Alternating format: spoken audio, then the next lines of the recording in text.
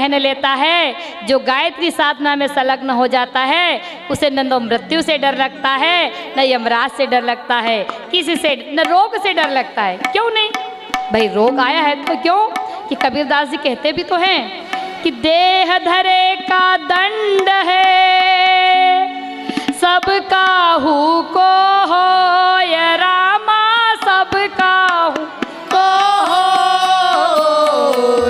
और ज्ञानी काटे ज्ञान से, है ना, अरे ज्ञानी काटे ज्ञान से और मूर्ख काटे रो। इसलिए क्या काटना है जीवन को, कबीरदास जी की तरह काटना चाहिए। ये देह पंच तत्वों का शरीर मिला है तो इसमें तो होगा भाई, बीमारी भी होगी भाई। क्या भी मान लो अब मैं यहाँ बैठी हूँ 4 घंटे, अब पानी नहीं पीऊंगी तो शरीर में पानी की कमी अपने आप हो जाएगी। अब पानी की कमी हो रही है, पेट में जलन हो रही है, तो उसमें भगवान क्या करे कहीं ना कहीं। तो कबीरदास जी ने कहा है कि ज्ञानी काटे ज्ञान से और मूर्ख काटे रोय। ये मनुष्य का जीवन कैसा है कि पानी केरा बुलबुला,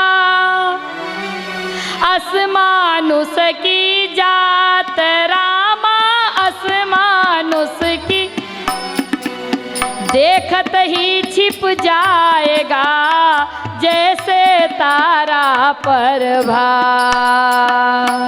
ये मानव जीवन कब से हाथ से निकल जाएगा हमें पता भी नहीं चलेगा। इसलिए आइए कुछ ऐसे कर्म करते हैं जिससे हमारा मानव जीवन सफल हो जाए। और भाई और बहनों, ये शरीर है, ये न तो स्त्री है, ये शरीर स्त्री है और शरीर पुरुष है, लेकिन आत्मा न तो स्त्री है न आत्मा पुरुष है। वो निराकार एक दिव्य ज्योति है। तो आप भजन किसके लिए करते हो, शरीर के लिए, किसके लिए करते हो, आत्मा के लिए करते हो ना। तो आत्मा में कौन बसता है, परमात्मा बसता है ना। तो परमात्मा को प्राप्त करने की सबको है ना कि नहीं नहीं भाई लोग आत्मा परमात्मा का जाप करेंगे, ध्यान करेंगे, बहनों को अपना आत्म कल्याण करने का अधिकार नहीं है, ऐसा हो सकता है क्या। तो यहाँ पर गुरुदेव कहते हैं कि आत्मा तो मरती नहीं, मर जाती है देह रामा, मर जाती है देह। मन में तुम रखो नहीं दुविधा या संदेह, सियावर रामचंद्र शंकर हरिओ। भाई और बहनों, मृत्यु जीवन का अंत नहीं है, क्योंकि मनुष्य इस जीवन में जो कर्म करता है उसी के फल के अनुसार अगला जन्म उनको मिलता है। चलें उधर चले कि समाप्त कर दें कि मरने के बाद क्या होता है, पितृ देवता कौन है। वास्तव में पितर कोई होते भी है कि फालतू खीर की सरात खाने के लिए लोग हमको परेशान करते रहते हैं। चलें उसमें चलें, रहस्य को जाने। तो आइए, यहाँ पर पिपलाद ऋषि के सभा में बैठे हैं धौम्य ऋषि और पूछ रहे हैं कि भगवान ये जीवन मृत्यु क्या है। तो भगवान कह रहे हैं कि जो भी यह मनुष्य आता है, जो भी जन्म लेता है, वो एक दूसरे का कर्जा चुकाने को आता है। कभी कोई पिता बनकर आता है, बेटा को कमा कमा कर खिलाता रहता है पूरा जीवन, और नालायक बेटा पड़ा रहता है। बाबूजी 1000 रुपये देना, मेरा मोबाइल बैलेंस खत्म हो गया है। हाउ ले बेटा। बाबूजी आज पार्टी है, 1000 रुपये देना, मेरे दोस्तों को पार्टी देना है। हाउ बेटा। वो पिता कर्ज चुकाने आया है। और कभी ऐसा सुयोग्य पुत्र भी आ जाता है जो पिता का कर्ज चुकाता है। पिताजी आज वहाँ चलना है, आप चल रहे क्या। पिताजी चलो खाना खाया, चलो ये करते हैं। इतना सुयोग्य होता है कि अपना पिता का उत्तरदायित्व का निर्वाह करता है। कभी भाई बहनों का भी कर्तव्य को निभाने के लिए आते हैं। कभी कोई भाई का कर्ज उतारती है बहन, तो कभी बहन भाई का उतारते हैं। भाई अपनी बहन का मदद करता है, क्यों, उनके अगला पिछला कोई लेन देन होगा जो इतना प्यार है भाई बहनों में। और नहीं तो कई भाई बहनों को देखा है, आई जाने दो, नहीं, भाई बहन का नाता तो इतना प्यारा होता है कि संसार में इसकी तुलना नहीं हो सकती है। द्रौपदी ने एक आवाज दी तो दौड़कर भगवान कृष्ण द्वारिका को छोड़कर दौड़ पड़ते हैं। जब कन्हैया अपनी धर्म की बहन के लिए दौड़ सकते हैं तो जिस माँ की कोख से हम दोनों भाई बहनों ने जन्म लिया है उनके प्रति आपका प्यार कैसे कम हो सकता है। लेकिन कभी कभी ऐसे दुष्ट पुत्र भी पैदा हो जाते हैं जो पिता को कष्ट देते हैं, मारते हैं, पीटते हैं, ठोकते हैं। और ये देखा है हमने, कहीं जगह ऐसा देखा है।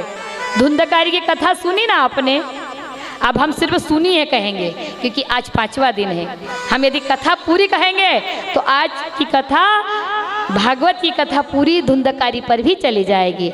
धुंधकारी ने अपने पिता को कितना कष्ट दिया, आखिर माता पिता को भी मार डालता है। भाई गोकर्ण को घर से निकाल देता है तो वो ज्ञानी था, तो गोकर्ण गंगा जी के किनारे तप करने चला जाता है।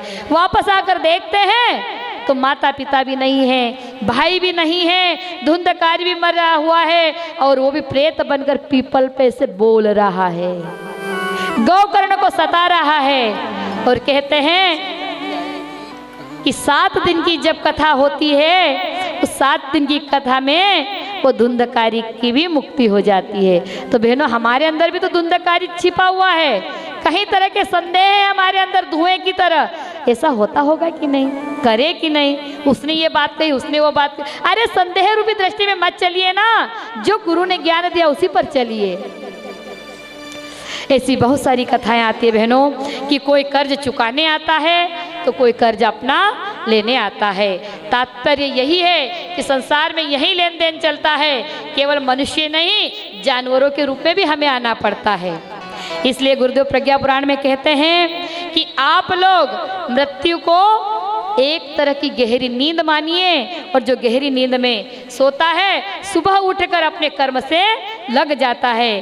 गुरुदेव ने कहा आपने मृत्यु का भय तो निकाल दिया है, पर कभी भी गलत कर्म नहीं करना चाहिए, परंतु कर्म करने से कैसे सावधान रहें। फिर कहते हैं हम कैसे रहे, हम तो घर गृहस्थी हैं, कहीं ना कहीं तो हमसे हो ही जाता है। बोले नहीं, कर्मों के फल से तो नहीं बचोगे। अब मान लो ये बिजली भाई ने लाइट लगाई ना आपने, बेटा ये आपकी है ना, लेकिन उसमें आप गलती से उंगली लग गई तो क्या होगा, लगेगा ना।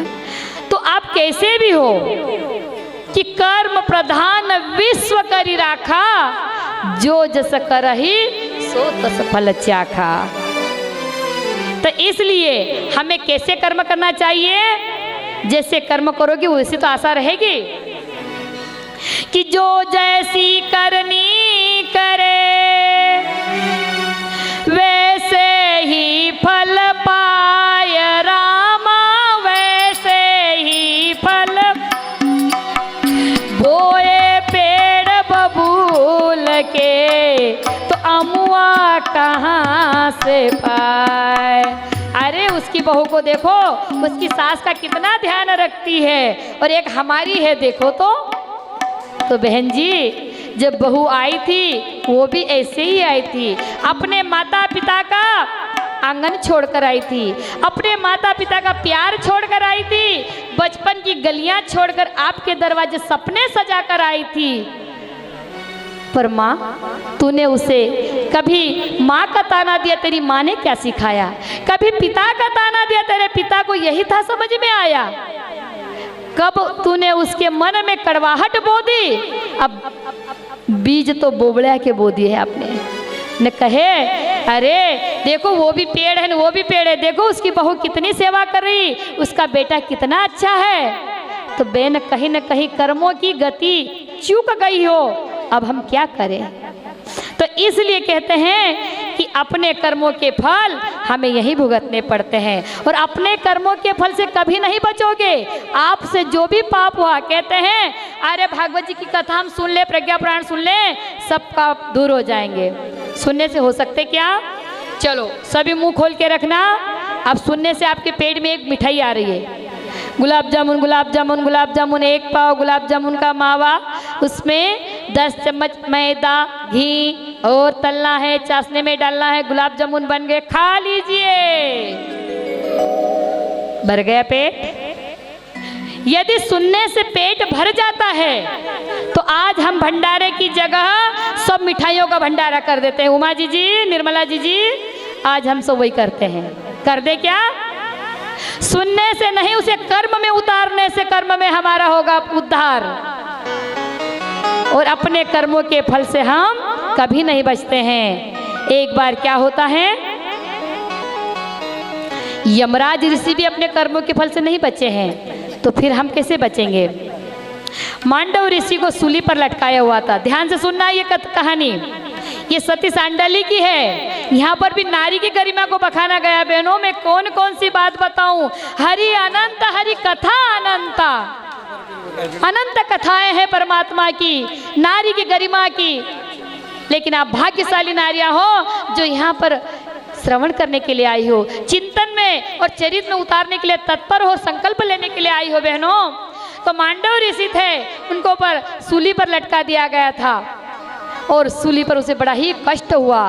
फिर वो राजा को बुलाया गया और पता चला कि अरे इनकी कोई गलती नहीं थी, इनके आश्रम में तो किसी चोर ने रख दिया था सामान और इन्हें चोर समझकर इन्हें सूली पर चढ़ा दिया था। तो राजा ने क्षमा मांगी। बोले नहीं, आपको क्षमा मांगने की कोई आवश्यकता नहीं है। दंड का विधान कौन लिखते हैं? यमराज। दंड का विधान कौन लिखता है? यमराज। और वो तपस्वी थे, उतने समय यमराज को हाजिर किया और पूछा, बताओ मेरी क्या गलती? बोले आपने बचपन में एक कीड़े को एक कांटे से छेद दिया था, उसका फल आपको मिला है। तो बोले बच्चे को ज्ञान था? बोले नहीं। तो फिर उसका दंड आपने कैसे दिया? उसको सपने में दिया जाना था। ये आपको विधान पता है ना? बोले हाँ। तो फिर बोले आपको भी श्राप झेलना पड़ेगा। और ऋषि ने श्राप दिया कि जाओ, आपको त्रेता युग में दासी के घर जन्म लेना पड़ेगा। और यमराज को दासी के घर जन्म लेकर कौन बने? विदुर जी बने। तो अपने दंडों कर्मों के फल से कोई नहीं बचता, इसलिए कर्म सोच समझ कर करना चाहिए। और भाई और बहनों, भगवान राम परमात्मा थे ना, ब्रह्म थे ना। अरे मैंने ये पाप कर लिया, मैं एक काम करती हूँ भगवान जी, मैं इतने किलो की मिठाई चढ़ाऊंगी, मैं ये करूँगी वो करूँगी, मेरे पाप क्षमा करना। नहीं बहनों, भगवान कहते हैं कि मुझे भी अपने कर्मों का फल भुगतना पड़ेगा। स्वयं ब्रह्म थे, बाली को मारा था बाण कि मैं बैरी व सुग्रीव अति प्यारा, कवन दोष नाथ मोहि मारा। तो फिर क्या कहते हैं, अभी चौपाइयाँ गई थी आज दूसरे दिन के इसमें, कि जो गलती करता है कुदृष्टि से किसी को भी देखता है नारी को, उसको मारने में कोई दोष नहीं है। लेकिन भगवान कहते हैं कि मैंने तुझे मारा है, मैं प्रसन्न हूँ, बोल तुझे चाहिए। तो बाली क्या बोलते हैं? योद्धा क्या चाहता है? बदला, मुझे बदला चाहिए।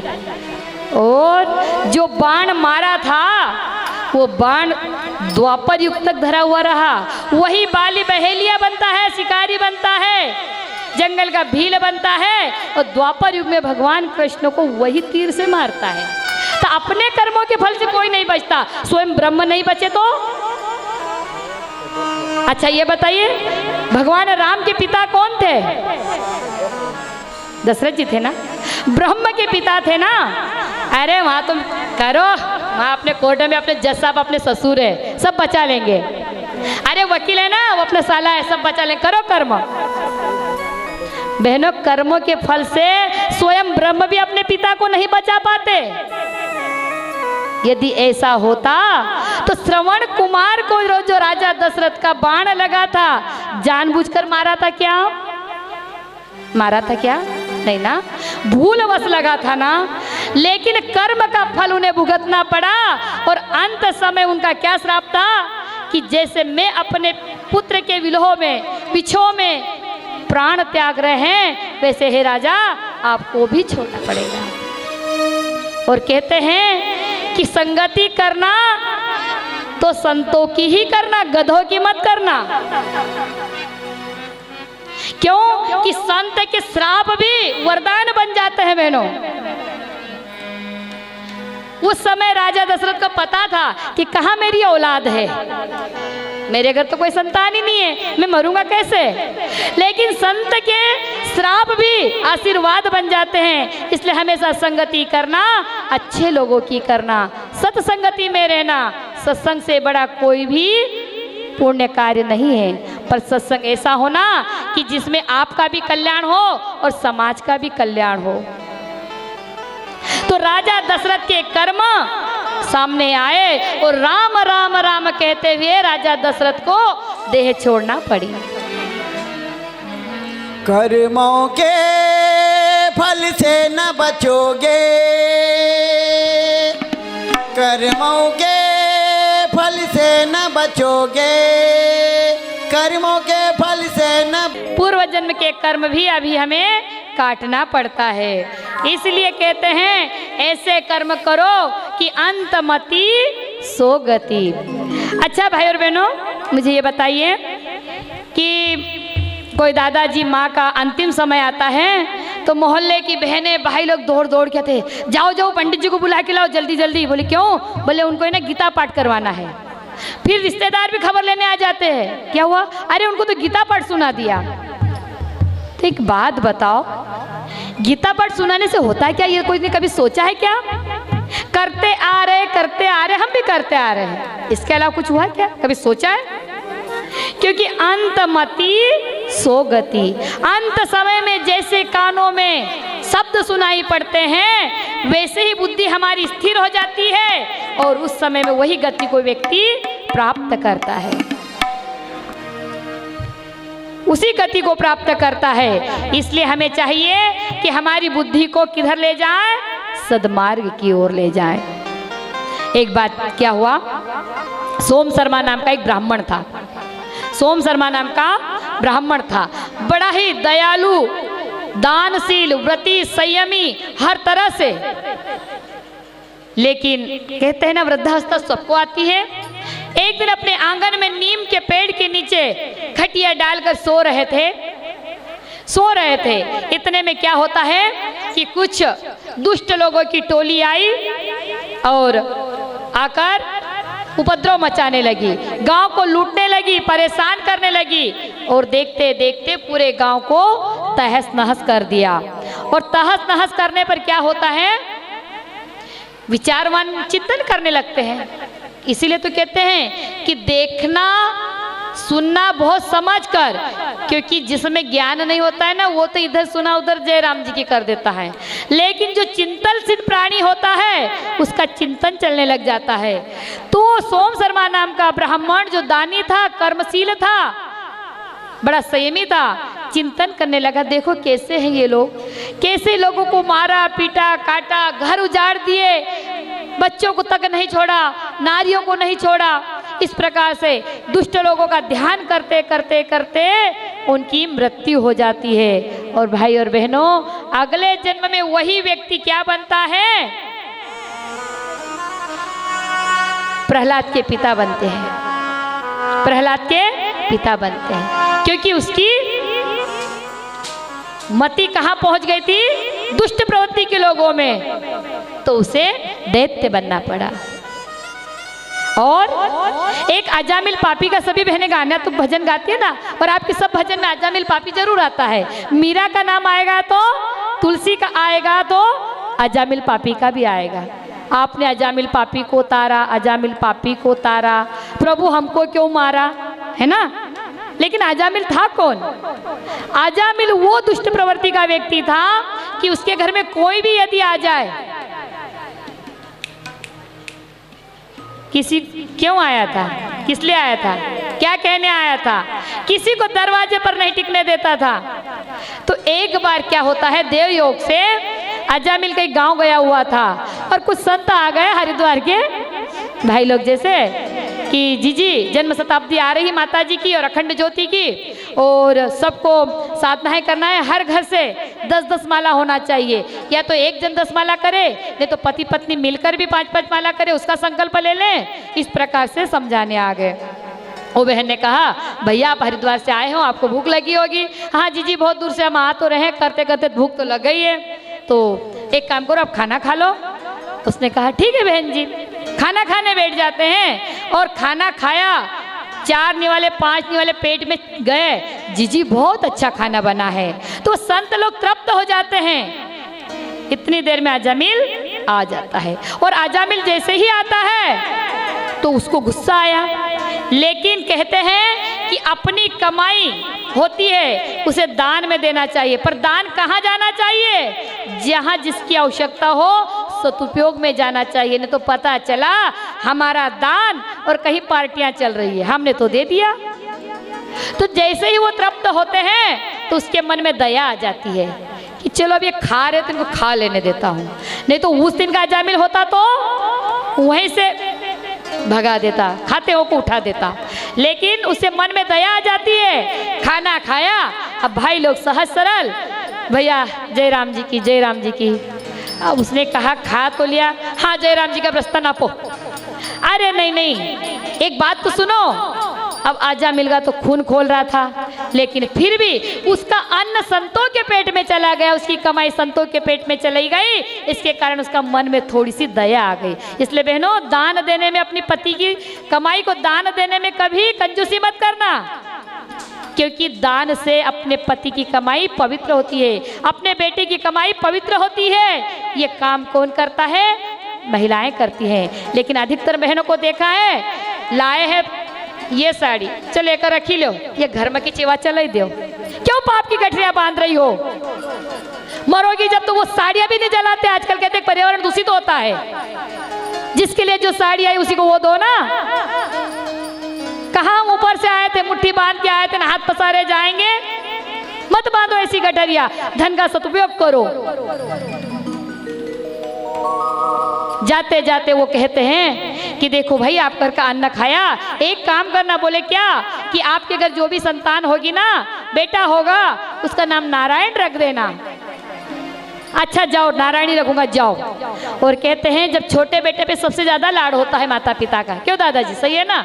भले वो छोटा कुछ भी करे, लेकिन बच्चे पे लाड ज्यादा होता है।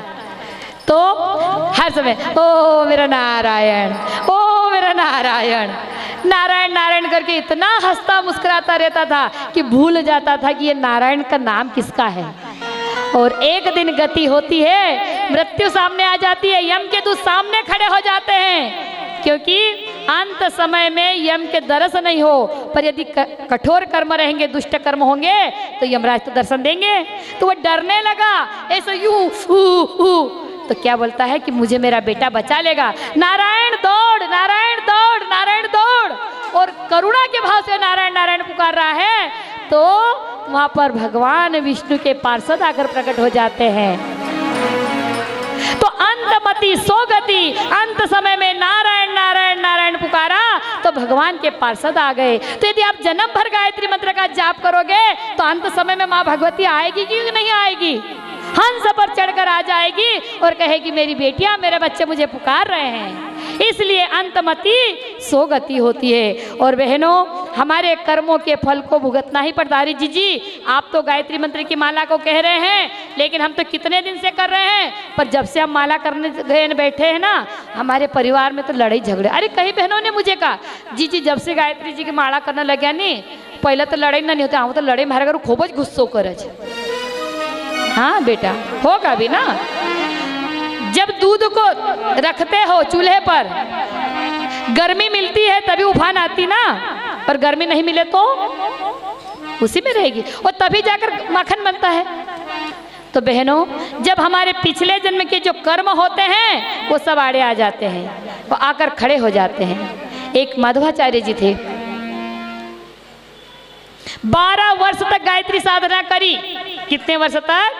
12 वर्षों तक गायत्री मंत्र का जाप किया, पर न उनकी गरीबी गई, न दरिद्री गई, घर में वही मुसीबत, संकट, परेशानी। तो एक कई की बहन भाई साहब थे, अरे क्या पड़ा है वो गायत्री वालों के पीछे, गायत्री मंत्र दे के गए, चल मैं तुझे साधना बताता हूँ, ये साधना कर, अभी फलित हो जाएगी, छोड़ गायत्री को। मरता क्या नहीं करता। कभी कभी आ जाते बहकाओं में, आ जाते कोई ऐसे छल कपटी लोग, दम्भी लोग, जैसे हनुमान जी जा रहे, कहाँ क्या लेने जा रहे थे, और रास्ते में आ गए थे ना लोग, आ जाते ना, छली दम्भी लोग आ जाते हैं, मैं आपको गुरु दीक्षा दूंगा, मैं ऐसा करूंगा। अरे रामायण पढ़ो रे भाई, रामायण पढ़ो, जीवन में उतारो, सब कुछ सार भरा है राम में। लेकिन पढ़ने से कुछ नहीं हुआ, पढ़ने से कुछ नहीं होगा, उसको जीवन में उतारने से होगा। तो ऐसा ही व्यक्ति आ गए और माधवाचार्य को कहा छोड़ गायत्री को, और कहा ये मैं मंत्र देता हूँ, इसको सिद्ध कर। और भाई और बहनों, गायत्री क्या है, गायत्री मंत्र क्या है? जैसे ताले में जंग लग जाए और 2 बूंद तेल डाल दो, ग्रीस डाल दो, ताला झट से खुल जाता है, वो है गायत्री। गायत्री वो है। इसलिए आपको चाहिए, आपको राम को पाना है, आप गायत्री मंत्र का जाप कीजिए, राम हाथ में धनुष बाण लेकर खड़े हो जाएंगे। मेरे मुरली मनोहर को पाना है, अरे राधा रानी को खिलाना है, अरे कई बार राधा रानी को गोद में लेके खिला सकते हैं। गायत्री का जाप कीजिए, हे राधा रानी, मैं आपको अंतःकरण में विराजित करूं, आप मेरी बुद्धि को सद्मार्ग पर ले जाओ, तो ये राधा रानी आपको कुबुद्धि की ओर ले जाएगी क्या? गायत्री मंत्र का सारी है सद्बुद्धि।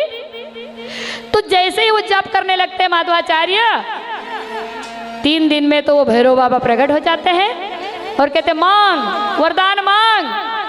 अरे कौन है, मुझे दिखाई नहीं दे, सामने प्रकट हो। बोले नहीं, मैं सामने नहीं आ सकता। बोले क्यों? तूने बोले 12 साल तक गायत्री साधना की और यदि सामने आ गया तो मैं जलकर भस्म हो जाऊंगा। वाह भाई, जब मेरे सामने नहीं आ सकते तो मुझे वरदान क्या देंगे? तो इतना है तो बता दो कि मैंने 12 साल तपस्या करी तो गायत्री फलित क्यों नहीं हुई? तो भैरवनाथ कहते हैं कि बेटा 12 साल तक तेरे पिछले जन्म के जो पाप थे उनको जलाने में समय गया, अब पुण्य उदय होने वाले थे और तूने भक्ति मार्ग छोड़ दिया। उसके बाद में उन्होंने गायत्री साधना की और इतने संत महान बने कि आज बड़ी श्रद्धा और भक्ति के साथ में उनको माधवाचार्य जी के नाम से प्रणाम किया जाता है। इसलिए बहनों कभी डरना मत, घबराना मत, और जब भी गायत्री साधना करे और कुछ समस्या आती है, परेशानी आती है, तो ऐसे आंसू लेना, यूं करके लो भगवान आपको समर्पित है, मेरी साधना में अवरोध मत आने देना। क्यों? कहते हैं कि जितना गंगा जल नहीं चढ़ाए उतने असुरों की धार भी परमात्मा को चढ़ा दो, आपका अंतःकरण शुद्ध होता हुआ चला जाएगा। इसलिए हमारे को चाहिए कि अंतमति सो हमारी गति बनना चाहिए।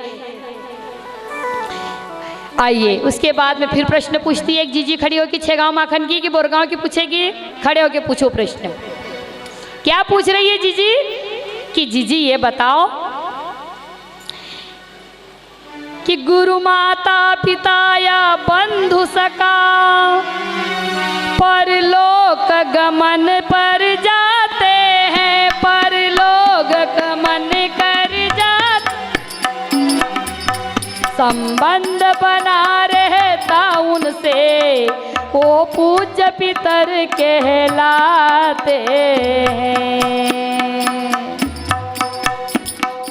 वो क्या पूछ रहे हैं कि मृत्यु हो गई, हमने 13 दिन का भी कर दिया, 11 दिन का करा, 13 दिन का करा, कलश भी भर दिए, कुंभ भी भर दिए, श्राद्ध तर्पण सब कर दिया, पर ये बताओ कि ये पितर भूत प्रेत आदि पुत्र द्वारा श्राद्ध तर्पण को महत्व रखते हैं क्या? और इनका हमेशा श्राद्ध तर्पण करना चाहिए, जरा बता दो ना। बोले हाँ ये बात भी सही है। जी मैं एक सहज बात बता रही हूँ, आप अपने मायके आ गई ना यहाँ पर, अपने पिता की सरनेम लेकर आए हो क्या? किसकी सरनेम लगी है? जोर से बोलो। पति की, ठीक है। वहाँ की जमीन जायदाद में आपका हिस्सा है क्या? नहीं।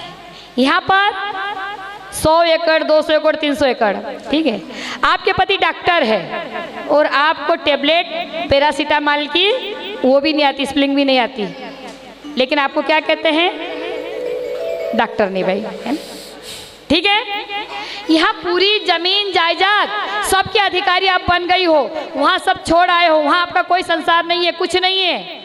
उसके बाद में भी यदि आपके भाई के घर कोई कार्यक्रम हो रहा हो और आप बुजुर्ग हो गए हो, बूढ़े हो गए हो, आपसे चलना फिरना नहीं होता हो और आपको निमंत्रण नहीं दे, तो आपको कैसा लगेगा?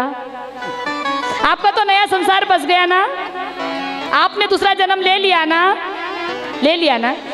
वहाँ से कोई मत, यहाँ तक कि सरनेम भी खत्म हो गई है, फिर भी आपका मन और वही भतीजा लेने आ जाए, बुआ जी अपने घर ऐसा हुआ है, दुकान का उद्घाटन है और आप आशीर्वाद, चलो मैं गाड़ी लेकर आया हूँ, नहीं तो आशीर्वाद दे दो, तो आपका मन,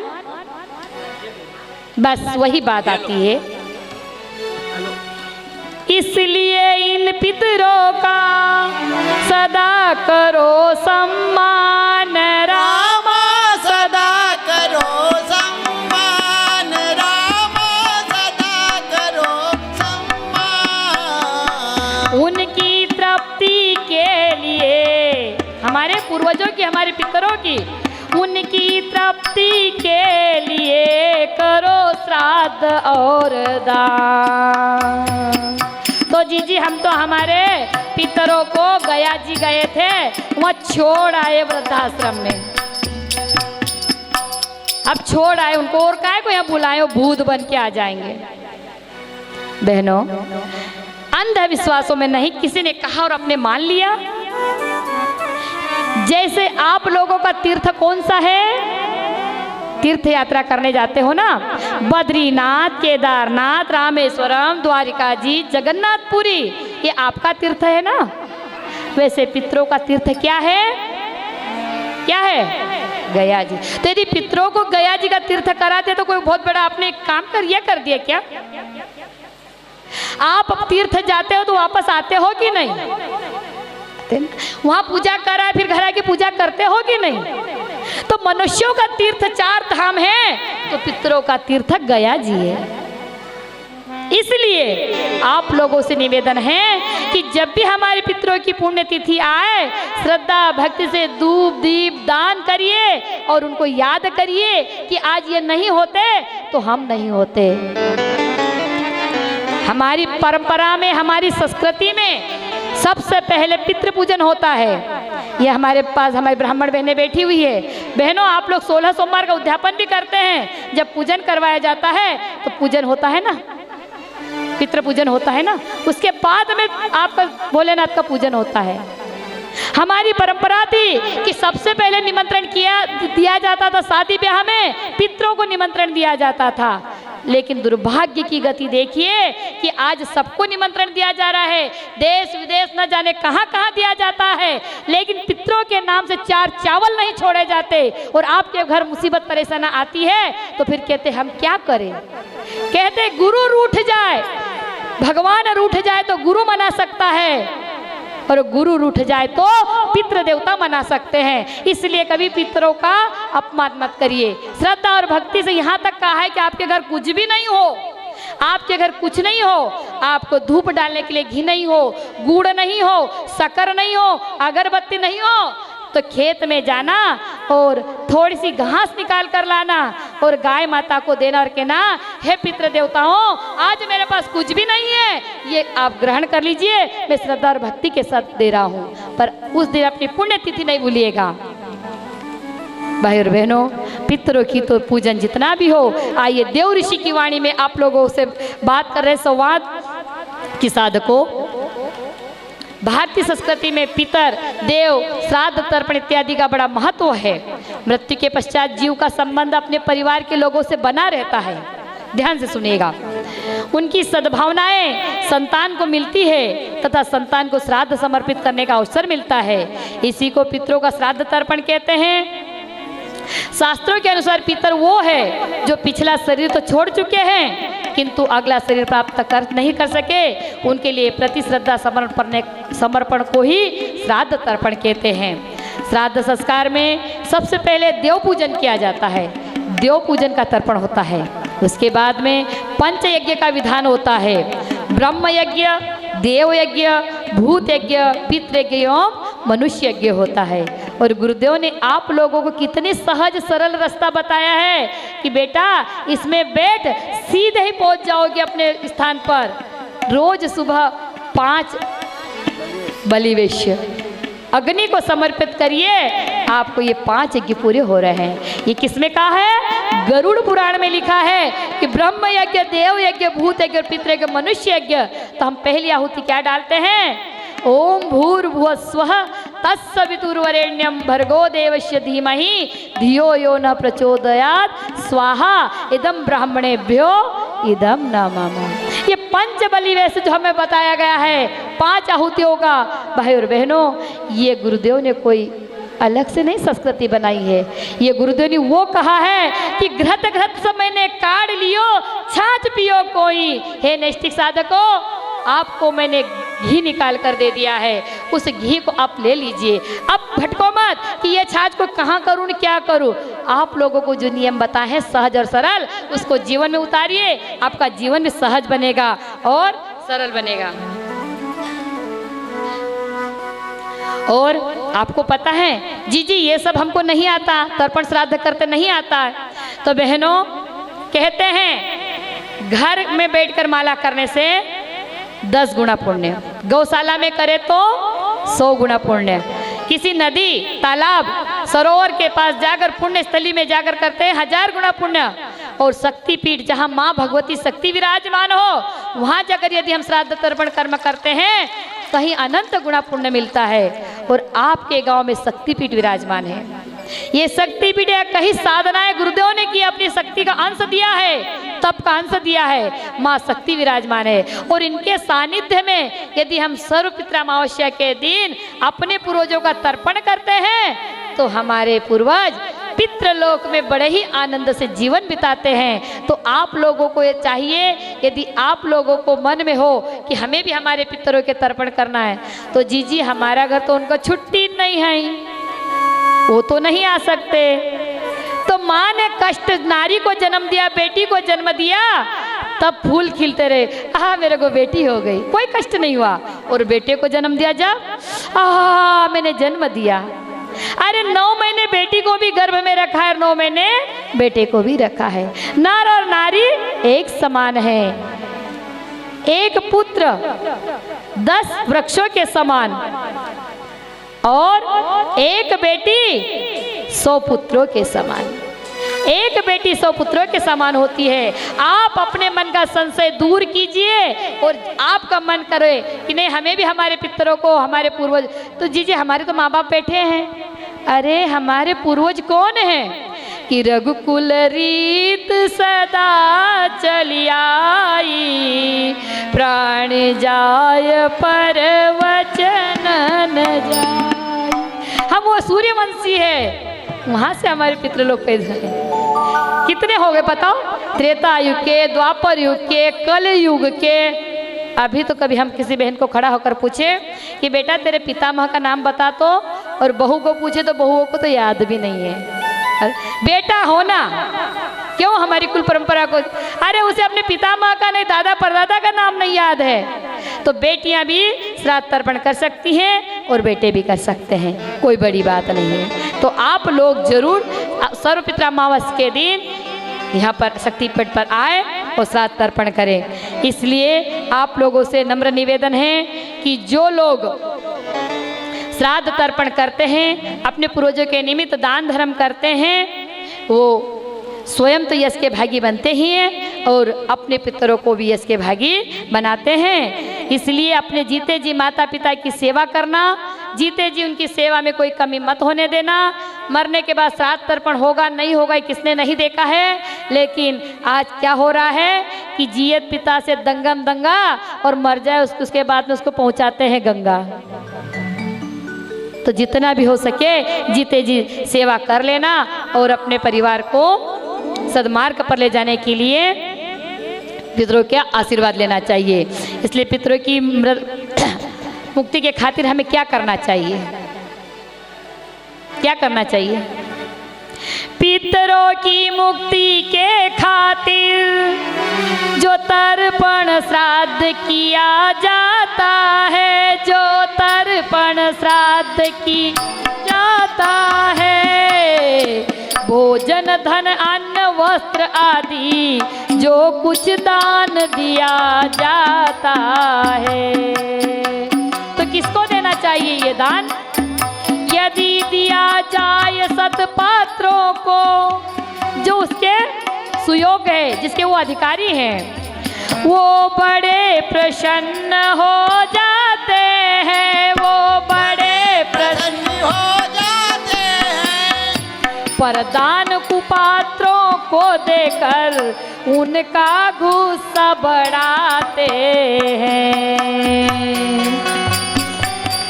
यदि चाहो परलोक में तुम अपना कल्याण रामा चाहो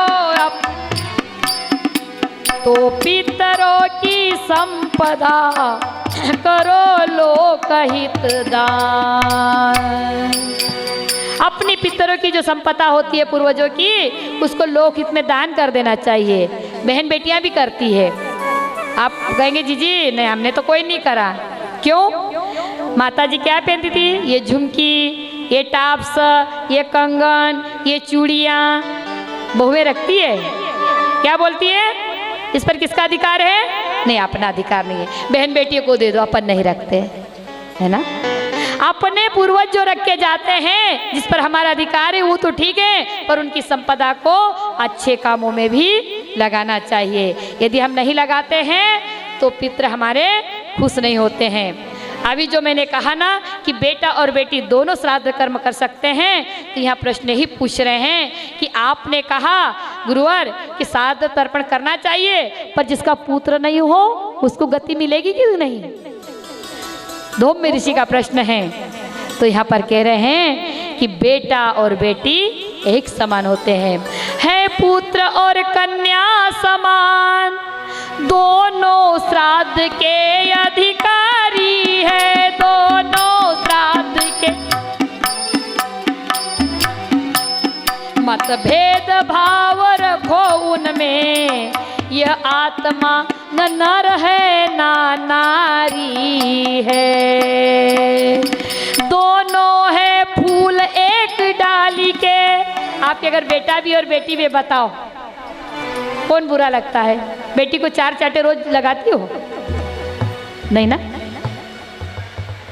कि दोनों है फूल एक डाली के, घर आंगन को महकाते हैं, घर आंगन को। दोनों कर सकते श्राद्ध आदि, यह वेद शास्त्र बतलाते हैं।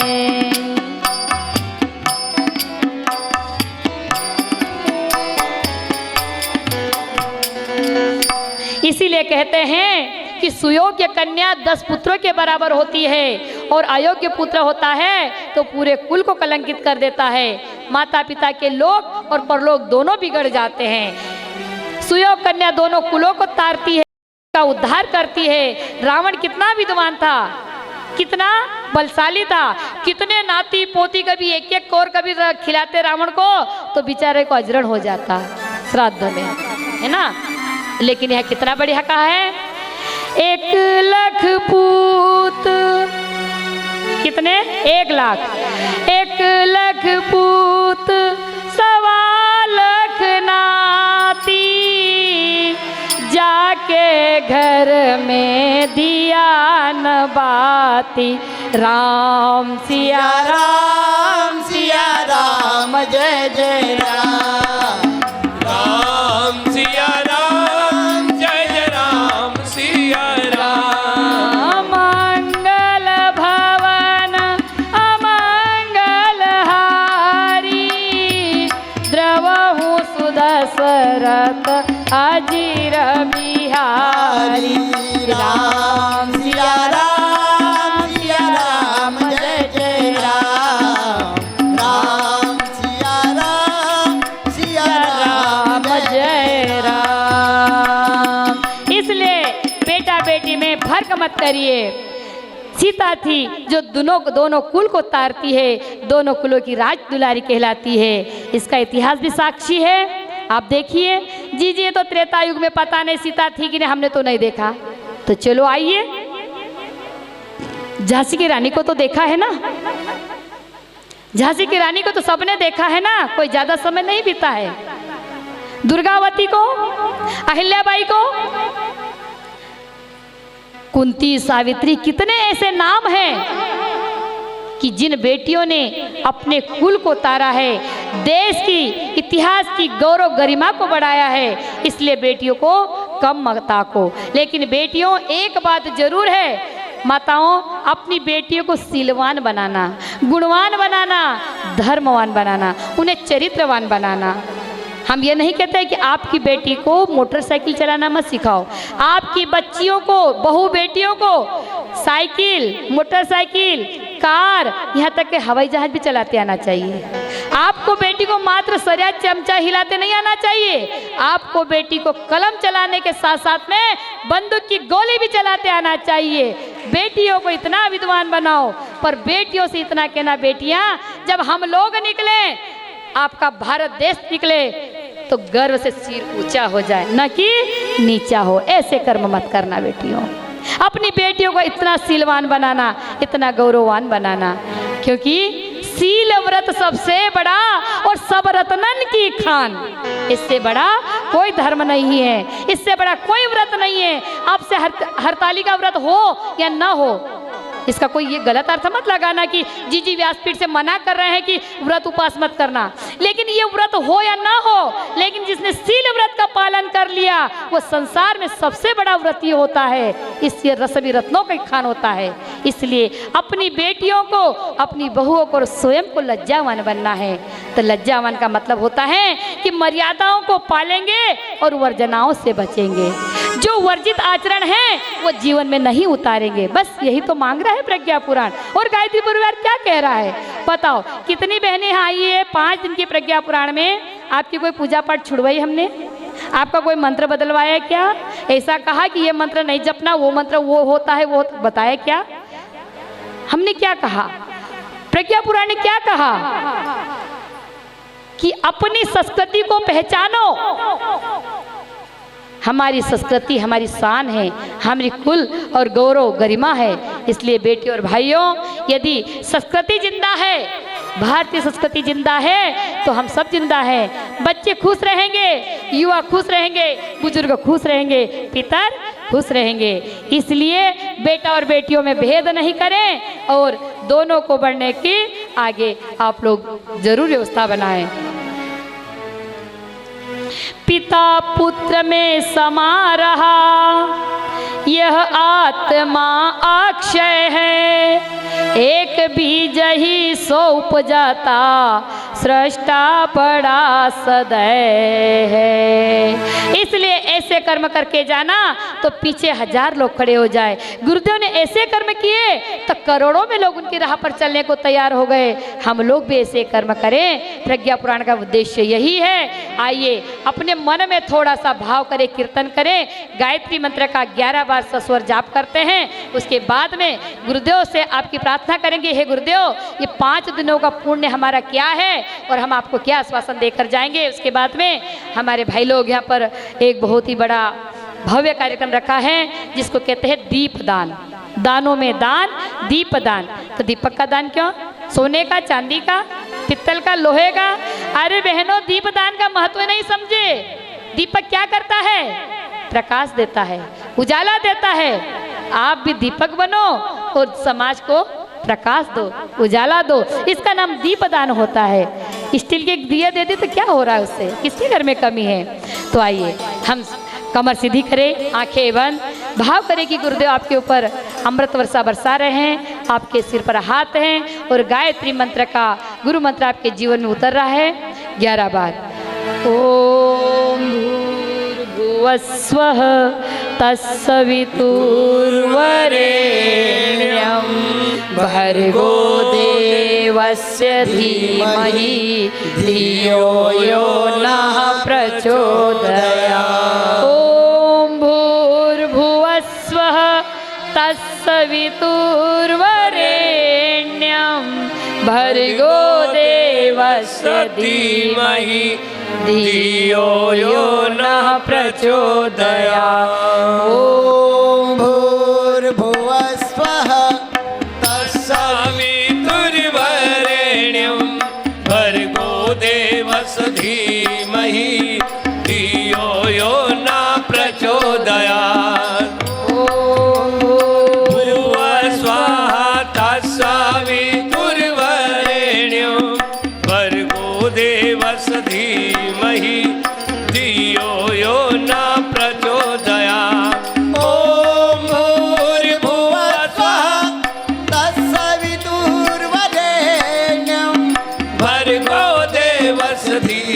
धीमहि न प्रचोदयात् भूर्भुवस्वः तत्सवितुर्वरेण्यं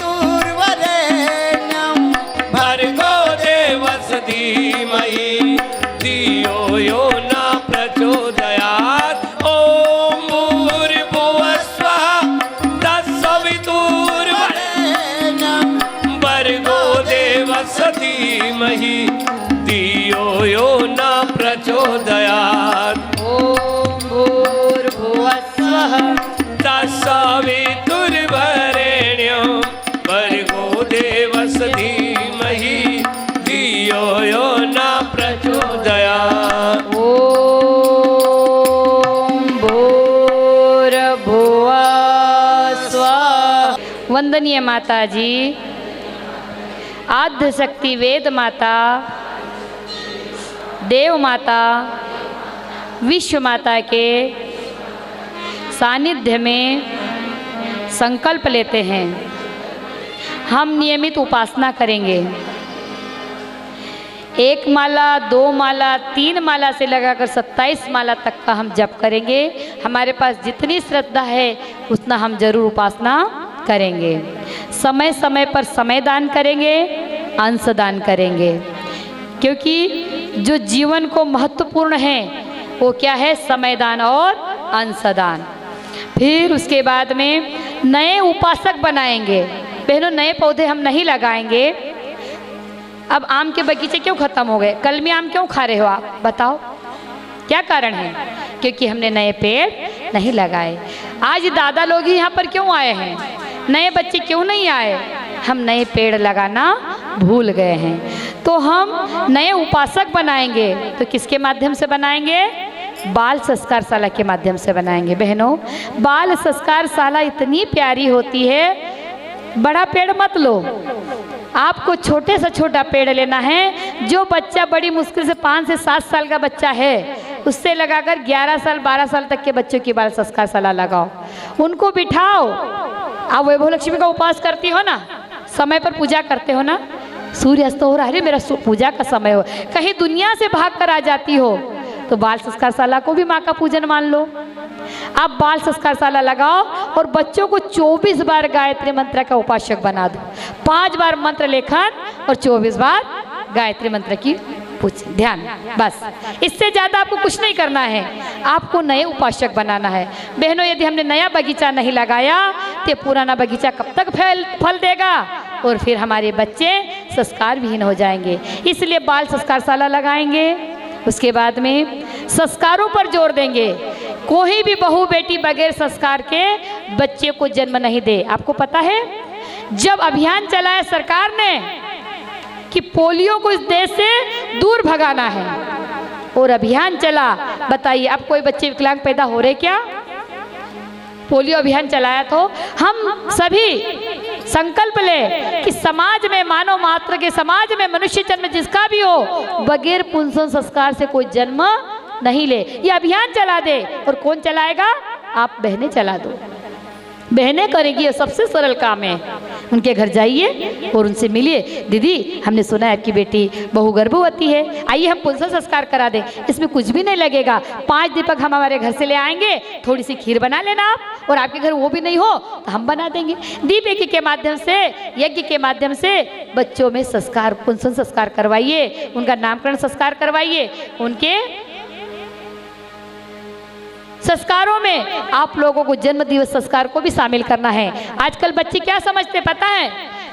हमने एक के घर गए, हमने यज्ञ किया, उसके बाद में बच्चे को आशीर्वाद भी दिए, सब कुछ करे, पूरा यज्ञ हो गया, जन्म दिवस मना लिया गया। फिर वो बच्चा क्या बोलता है? क्यों मेरा जन्मदिन कब मनाओगे? हैप्पी बर्थडे कब होगा? बच्चे नहीं समझ रहे हैं कि ये मेरा जन्मदिन मनाया गया। बच्चे वो केक को काटना ही जन्मदिन मानते हैं। हमारी संस्कृति क्या कहती है? जाओ बेटा हुआ लड्डू बांटो। तो लड्डू कैसे होते हैं? टुकड़े टुकड़े टुकड़े को जोड़कर लड्डू बनाते हैं, परिवार बनता है, संगठन बनता है। और पाश्चात्य संस्कृति क्या सिखाती है? काट काट के सब टुकड़े कर दो। तो हमारे बच्चे नहीं समझ पा रहे। बहनों, आप उनके घर में जाओ, ओ जीजियो अपने खातिर कहते ने मरी जाऊं मैं मांगू नहीं अपने तन के काज, पर मेरे गुरु के कारण मुहे मांगत में नहीं आवे लाज। अरे गुरु के कारण घर घर जाइए ना, क्या बिगड़ रहा है? पति डांटे तो डांटने दो।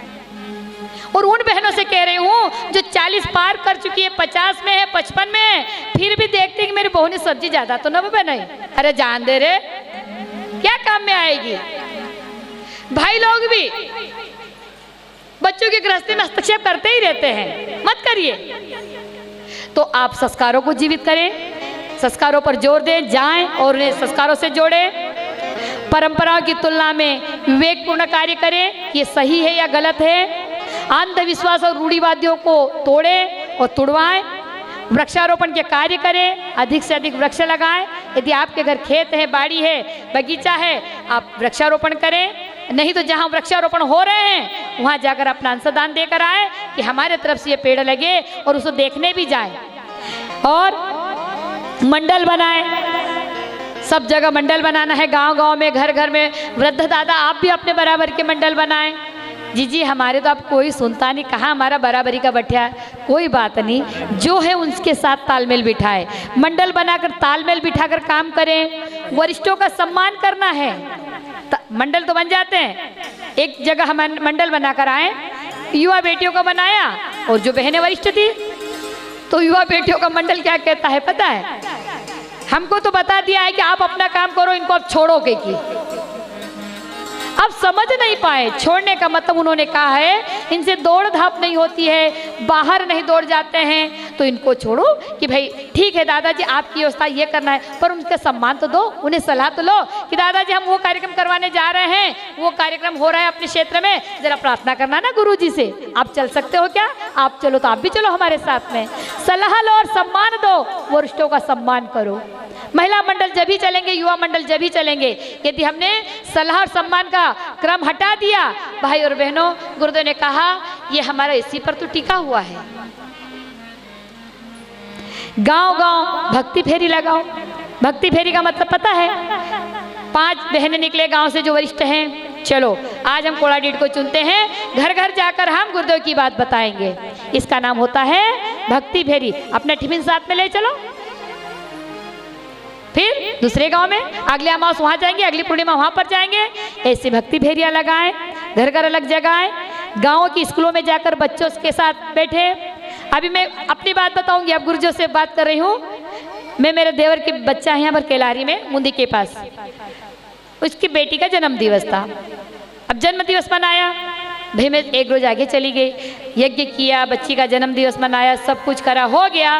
अब उसके बाद हमने देखा अब क्या होगा, वही होगा जो हम इसका विरोध करते हैं, लेकिन हम विरोध कर भी नहीं सकते। भाई जिसको जो लगे वो करिए। कहने का काम व्यासपीठ का है, सुनने और मानने का आपका है। हमने वहाँ से धीरे से झोला उठाया और एक पड़ोस की बहन से पूछा, क्यों बहन जी यहाँ स्कूलें हैं? बोले हाँ जी यहाँ तो 12वीं तक की स्कूल है। सही में? जी कहाँ है? पता पूछ लिया। बोले आगे चले जाइए, यहाँ प्राथमिक शाला है, मिडिल है और वहाँ सेकेंडरी है। अपना झोला उठाए, जो कभी जिंदगी में पहली बार केलारी हमने इधर का रोड भी नहीं देखा है। हम बहु भले खंडवा जिले की है, लेकिन हमने इधर के गांव के नाम भी हमें ज़्यादा पता नहीं है, क्योंकि हमारा पूरा जीवन मां नर्मदा के तट पर ही बीत गया है।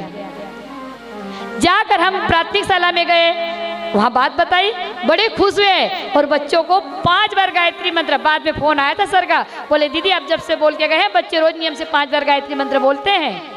फिर मिडिल स्कूल में गए, फिर हाई सेकेंडरी में गए, और यहाँ तक जब तक जो भी उनका जन्मोत्सव मनाना था मनाया, तब तक उनको किसी को पता भी नहीं चला कि ये बहन जी कहाँ गायब हो गई थी। सबको तो यही लगा कि बुखार में थक गए होंगे, यज्ञ करवा के आराम कर रहे होंगे, और हम कहाँ गए गुरुजी का कार्य करके वापस आ गए, बहनों पता भी नहीं चला। गुरु के कार्य में आलस प्रमाद नहीं होना चाहिए। तो गांव गांव जाएं, स्कूलों में जाएं और बच्चों की बाल संस्कार बाल सभा के माध्यम से बच्चों में संस्कार जगाएं। इस प्रकार अपने इतिहास का जानकारी दे। प्रज्ञा पुराण का यही सार होगा। बस यही इतनी बातें थी आप लोगों से।